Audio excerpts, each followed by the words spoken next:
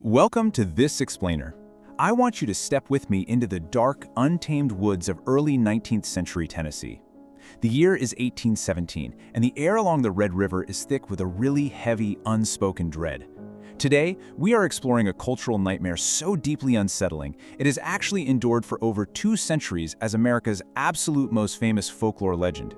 Now, you might be thinking this is just another spooky ghost story, but it's not. It is a terrifying haunting that completely besieged a rural farming family and supposedly brought a future US president right to his knees. We are going to look closely at these terrifying claims, and we're going to see why this story still keeps people up at night. And then, we are going to completely gut the legend by looking at the cold, hard historical evidence. Okay, let's dive into this. Because what makes the Bell Witch legend entirely unique in the annals of American folklore is its body count. We're looking at the story of John Bell here. He was a really prosperous farmer who uprooted his family from North Carolina to settle in a quiet, isolated spot in Robertson County, Tennessee. And for a solid decade, they lived a perfectly peaceful agrarian life. Nothing out of the ordinary at all. But the legend claims that starting in 1817 and lasting all the way to 1821, they were relentlessly besieged by a malevolent, shape-shifting, invisible entity. And I want to be clear, this wasn't just a spirit that bumped in the night or moved a chair. The story famously claims that this is literally the only documented case in all of human history where a haunting directly resulted in the actual murder of a human being. So how does something like this even start? Well, the terror began slowly, just outside the walls of their cabin, with these bizarre, almost hallucinatory sightings out in the fields. Imagine being John Bell just walking your property in 1817, and suddenly you encounter a creature with the body of a dog, but it has the head of a rabbit. It's completely unnatural. He fires his rifle at it, and the creature simply vanishes into thin air, gone. And it wasn't just him. Soon after, his son Drew approaches this bird of extraordinary size perched on a fence, only to watch it fly off in a way that just defies nature. His youngest daughter, Betsy, reports seeing a phantom girl in a green dress just swinging silently from the limb of an old oak tree. Even an enslaved man on the property, Dean, reported being stalked at night by a massive, shadowy black dog. It was as if the very environment around the Bell farm was somehow warping and turning against them. But the horror didn't stay outside for long. It soon moved indoors, escalating into incredibly violent poltergeist activity. Just imagine the family lying awake in the pitch black, listening to heavy, rhythmic knocking on the walls. Then it got worse. They would hear the sickening sound of invisible teeth literally gnawing on their wooden bedposts, and the terrifying phantom sounds of dogs fighting ferociously right there on the floorboards. Then the entity grew physical. At night, heavy quilts were forcefully yanked right off the sleeping children, and this invisible force began to specifically and aggressively target the youngest daughter, Betsy. The poor girl was slapped, she was pinched until she was covered in bruises, and she even had pins stuck deep into her skin. Her hair was violently pulled. The family was absolutely paralyzed by a supernatural home invasion that they could neither see nor fight back against. As you can probably guess, word of this absolute nightmare spread like wildfire. The farm basically became a spectacle, attracting skeptical visitors from miles and miles away. And this brings us to one of the most legendary campfire tales in all of American history.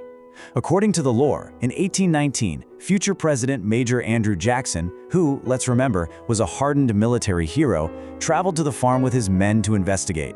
The story goes that as his carriage approached the property, the wheels completely locked up on perfectly level ground, frozen solid by an invisible force. A self-proclaimed witch tamer in Jackson's group tried to intervene, and he was violently beaten and thrown out of the house by the unseen entity. Jackson's men were absolutely terrified and begged to leave. Jackson reportedly fled the very next morning, famously stating he'd rather fight the entire British Army than deal with the Bell Witch. If you thought the physical attacks were bad, the haunting then took an even more terrifying turn. The entity actually found its voice. It evolved from these creepy, disembodied whispers in the dark into a clear, distinct female voice. And she wasn't just making noise, she was highly intelligent and deeply conversational. The voice perfectly mimicked the tones of local townsfolk, and inexplicably, she repeated, word for word, 2 different sermons that were being preached 13 miles apart at the exact same time. How is that even possible? She loved to aggressively argue scripture and gossip about all the neighbors' dirty laundry.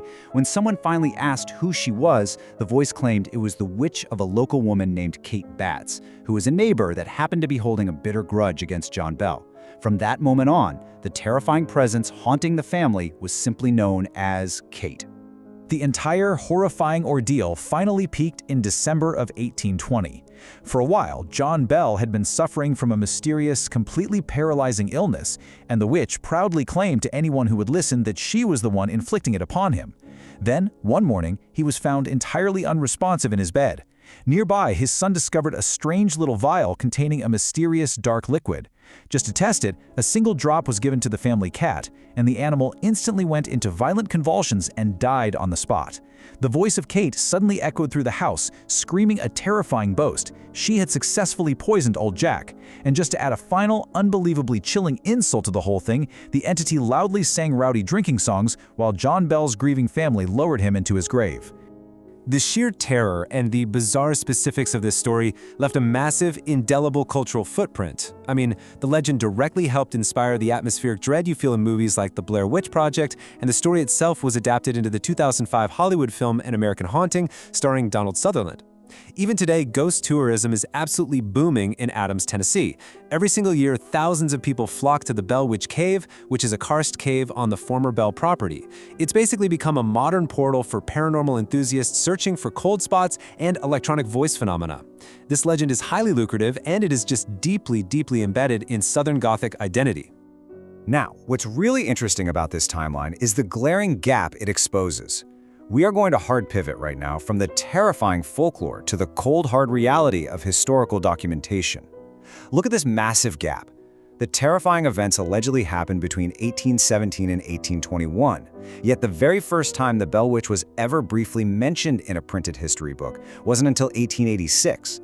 And the first full book detailing all those horrific stories we just discussed, that wasn't published until 1894. Guys, that is a staggering 75-year silence.